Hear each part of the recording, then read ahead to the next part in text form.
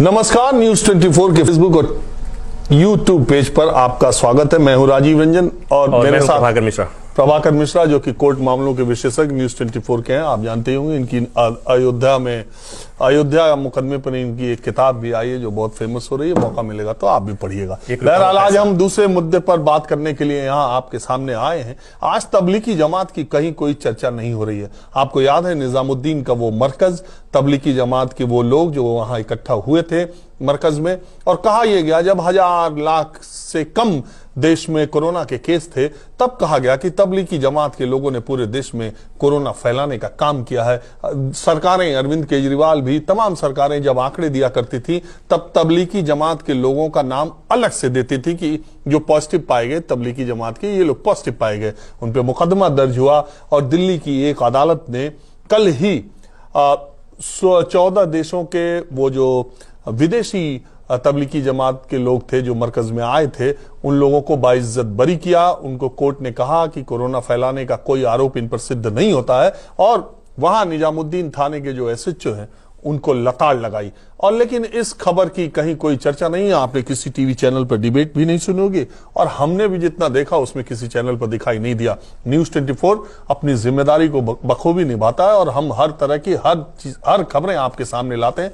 इसलिए आपको भी ये जानना जरूरी है। जो लोग ये कह रहे थे कि तबलीगी जमात की वजह से देश में कोरोना फैला है, उनके मुंह पे ये करारा तमाचा है। अब आंकड़ा 1 करोड़ से ज्यादा है। प्रभाकर, मैं पहला सवाल यही पूछूंगा कि जो ये केस था, अदालत ने उनको कह दिया कि भाई आप जा सकते हैं और आप पे कोई आरोप सिद्ध नहीं होता। फिर जब ये आईओ की दलील जो वहां फटकार जो लगाई गई वो किस तरीके से, जरा सा केस के बारे में बताइए। राजीव जी,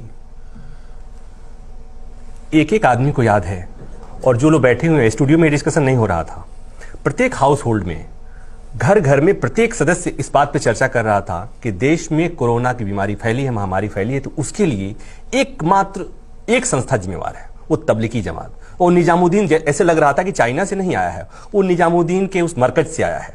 और अफरा तफरी में आरोप तय किए गए, कोर्ट में चार्जशीट फाइल की गई, अदालत, निचली अदालत में मामला गया।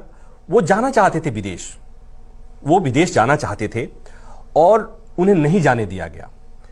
कोर्ट में बार बार ये कोई आरोप जब साबित नहीं कर पा रहे थे, निचली अदालत में सुप्रीम कोर्ट तक मामला गया था। राजीव जी, सुप्रीम कोर्ट में मामला गया। सुप्रीम कोर्ट ने कहा कि भाई इन्हें आप वापस जाने दीजिए। सरकार को कहना पड़ा, पुलिस को ये कहना पड़ा कि हम वापस तो जाने देंगे लेकिन कुछ औपचारिकताएं हैं। और अब जब निचली अदालत ने एकदम से फटकार लगाई, ये कहा कि भाई न कोई परेड हुआ, न कोई जांच हुई, आपने किस आधार पर इन्हें कह दिया कि 2500 में इतने विदेशी थे। पहली बात। दूसरी बात एक बड़ी रोचक है जो आपने चर्चा भी किया कि जब उस समय आंकड़े आ रहे थे, तो मैं केंद्रीय एजेंसी की बात नहीं कर रहा हूं, मैं दिल्ली पुलिस की बात नहीं कर रहा हूं।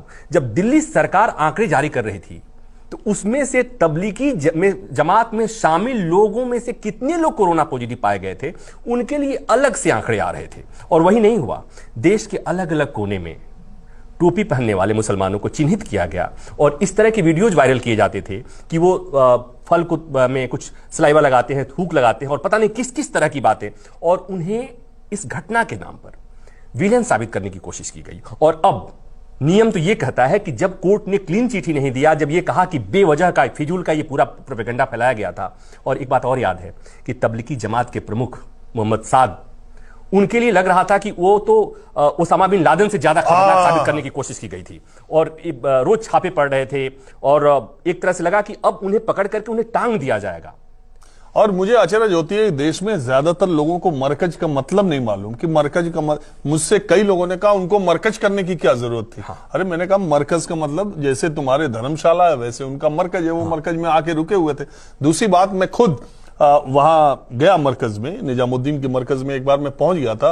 वहां 4 पुलिस वालों ने मुझे ऐसे घेर लिया कि आप यहां तक कैसे आ गए, जैसे मालूम हो रहा था मैं किसी बॉर्डर तक पहुंच गया। हम आपको वो बात बता रहे हैं, आप याद रखिए, आपको याद होगा कि महीनों तक टीवी पर डिबेट चला, महीनों तक ये बातें चली और इसके आज सबके मुंह सिले हुए हैं। आज वो ये कोई बताने वाला नहीं है कि उन लोगों को कह दिया गया कि भैया आप पर कोई आरोप सिद्ध नहीं होता है कि आपने कोरोना फैलाया है, आप और ये भी कह दिया, उन लोगों ने कोर्ट में ये दलील, प्रभाकर जी आप सही ज्यादा विस्तार में बताएंगे, उन लोगों की इस दलील को कोर्ट ने मान लिया कि उन्होंने कहा हमें अलग अलग जगहों से उठाया गया है, हम अलग अलग जगह मस्जिदों में या यहां वहां थे लॉकडाउन लगने के बाद, हमको उठाया गया और ये कहा गया कि हम मरकज में थे।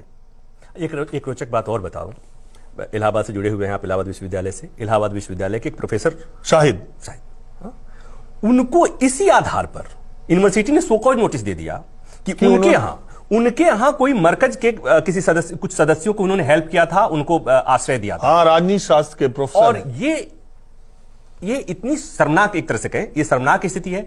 और हम ये कहेंगे कि इसके लिए मैंने जब कहा कि प्रत्येक हाउस होल्ड में इसकी चर्चा हो रही थी, तो उसके लिए जिम्मेवार कौन था?